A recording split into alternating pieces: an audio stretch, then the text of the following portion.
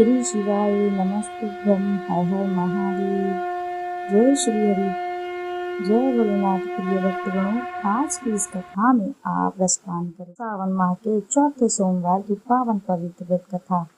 इसके श्रवण मात्र से साधक के सभी पाप कर्म नष्ट हो जाते हैं और साथ ही भगवान भोलेनाथ की कृपा से ऐसे साधक को अटल संपत्ति, तेजस्वी पुत्र और अखंड सौभाग्य का वरदान प्राप्त होता है। इस कथा को जो भी साधक श्रद्धा के साथ रसपान करता है उसके सभी मनोरथ शीघ्र ही पूर्ण होते हैं।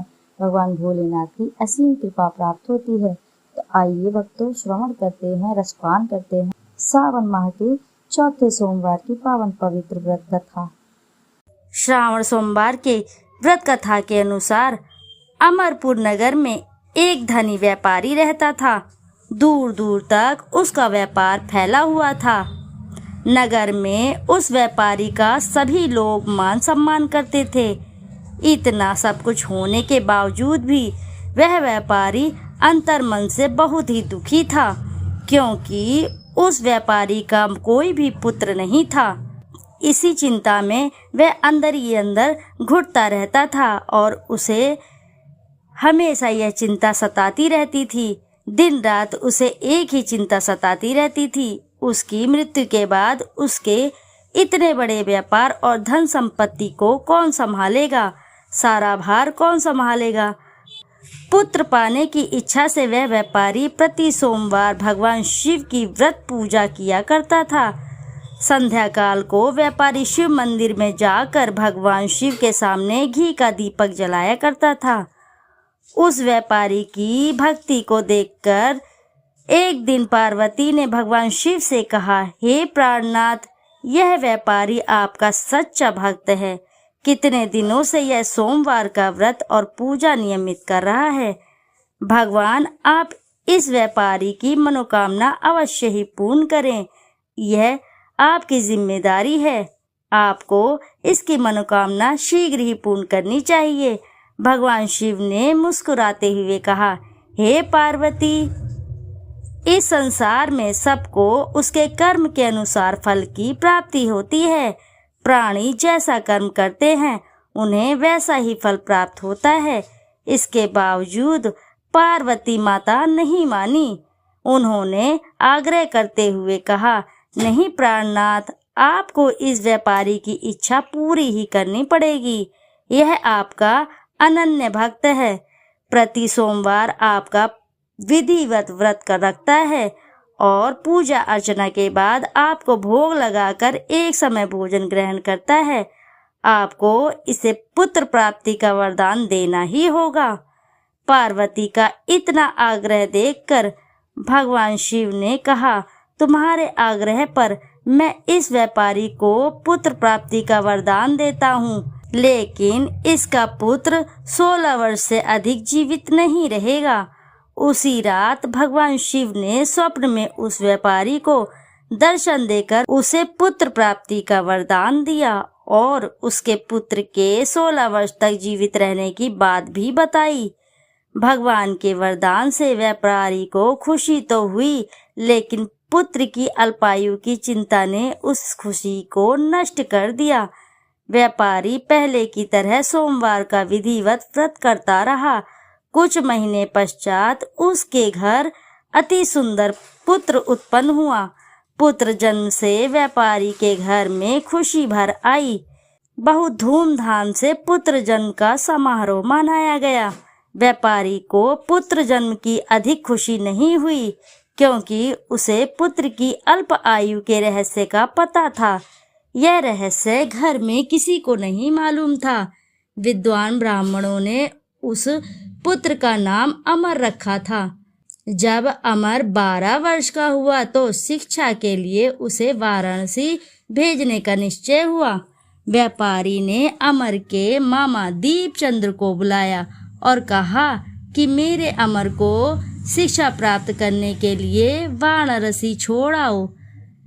अमर अपने मामा के साथ शिक्षा प्राप्त करने के लिए चल दिया। रास्ते में जहाँ भी अमर और दीपचंद रात्रि विश्राम के लिए ठहरते, वहीं यज्ञ और ब्राह्मणों को भोजन कराते थे। लंबी यात्रा के बाद अमर और दीपचंद्र एक नगर में पहुंचे। उस नगर में राजा की कन्या के विवाह की खुशी में पूरे नगर को सजाया गया था। निश्चित समय पर बारात आ गई, लेकिन वर का पिता अपने बेटे के एक आंख से काने होने के कारण बहुत चिंतित था। उसे इस बात का भय सता रहा था कि राजा को इस बात का पता चलने पर कहीं वह विवाह से इनकार न कर दे, इससे उसकी बदनामी होगी। वर के पिता ने अमर को देखा तो उसके मस्तिष्क में एक विचार आया। उसने सोचा, क्यों ना इस लड़के को दूल्हा बनाकर राजकुमारी से विवाह करा दूं। विवाह के बाद इसको धन देकर विदा कर दूंगा और राजकुमारी को अपने नगर में ले आऊंगा। वर के पिता ने इसी संबंध में अमर और दीपचंद से बात की। दीपचंद ने धन मिलने के लालच में वर के पिता की बात स्वीकार कर ली। अमर को दूल्हे के वस्त्र पहनाकर राजकुमारी चंद्रिका से विवाह करा दिया गया। राजा ने बहुत सा धन देकर राजकुमारी को विदा किया। अमर जब लौट रहा था तो सच नहीं छिपा सका और उसने राजकुमारी के चुन्नी पर लिख दिया सारी बात जो घटित हुई थी। राजकुमारी चंद्रिका, तुम्हारा विवाह तो मेरे साथ हुआ था। मैं तो वाराणसी में शिक्षा प्राप्त करने जा रहा हूँ। अब तुम्हें जिस नवयुवक की पत्नी बनना पड़ेगा वह कान्हा है। जब राजकुमारी ने अपनी ओढ़नी पर लिखा हुआ पढ़ा तो उसने काने लड़के के साथ जाने से इनकार कर दिया। राजा ने सब बातें जानकर राजकुमारी को महल में रख लिया। उधर अमर अपने मामा दीपचंद के साथ वाराणसी पहुंच गया। अमर ने गुरुकुल में पढ़ना शुरू कर दिया, अपनी शिक्षा ग्रहण करनी शुरू कर दी। जब अमर की आयु 16 वर्ष हुई तो उसने एक यज्ञ किया।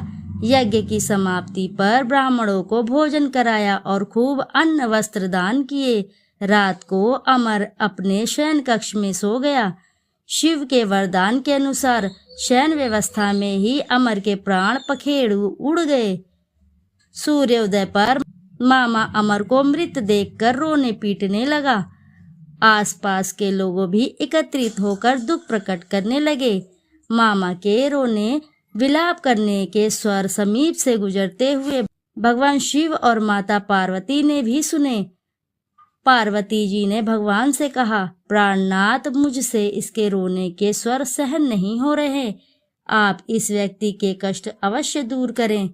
भगवान शिव ने पार्वती के साथ अदृश्य रूप में समीप जाकर अमर को देखा तो पार्वती जी से बोले, पार्वती, यह तो उसी व्यापारी का पुत्र है। मैंने इसे 16 वर्ष की आयु का वरदान दिया था। इसकी आयु पूरी समाप्त हो चुकी है। पार्वती जी ने फिर भगवान शिव से निवेदन किया, हे प्राणनाथ, आप इस लड़के को जीवित करें, नहीं तो इसके माता पिता पुत्र की मृत्यु के कारण रो रो कर अपने प्राणों को त्याग कर देंगे।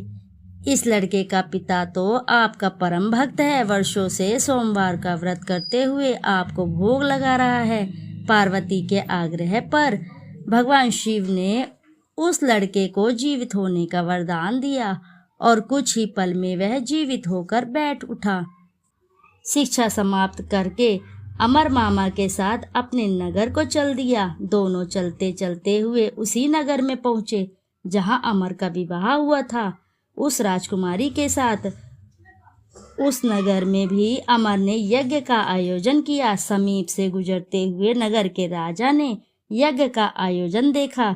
राजा ने अमर को तुरंत पहचान लिया। यज्ञ समाप्त होने पर राजा अमर और उसके मामा को महल में ले गया और कुछ दिन उन्हें महल में रखकर बहुत सा धन वस्त्र देकर राजकुमारी के साथ विदा किया। रास्ते में सुरक्षा के लिए राजा ने बहुत से सैनिकों का भी साथ भेजा था। दीपचंद्र ने नगर में पहुंचते ही एक दूत घर को भेजकर अपने आगमन की सूचना भेजी। अपने बेटे अमर के जीवित वापस लौटने की सूचना से व्यापारी बहुत ही प्रसन्न हुआ।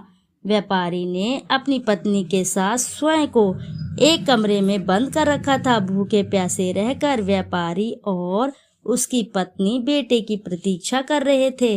उन्होंने प्रतिज्ञा कर रखी थी कि यदि उन्हें अपने बेटे की मृत्यु का समाचार मिला तो दोनों अपने प्राण त्याग देंगे।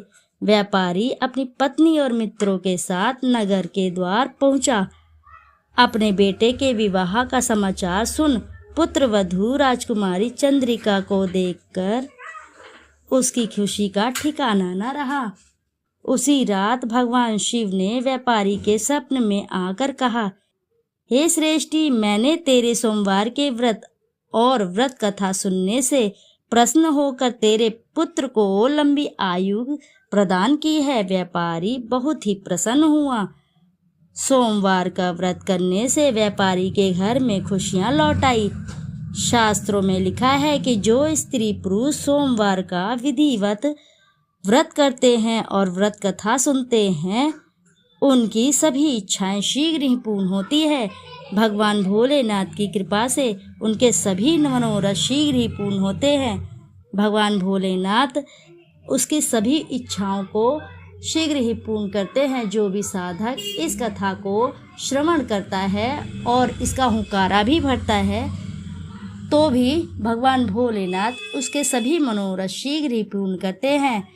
तो भक्तों, एक बार अपनी सच्ची श्रद्धा के साथ एक बार जयकारा जरूर लगाए। श्रावण मास का महीना चल रहा है, ऐसे में भगवान भोलेनाथ की कृपा आपके ऊपर पूरे सावन बरसती रहेगी।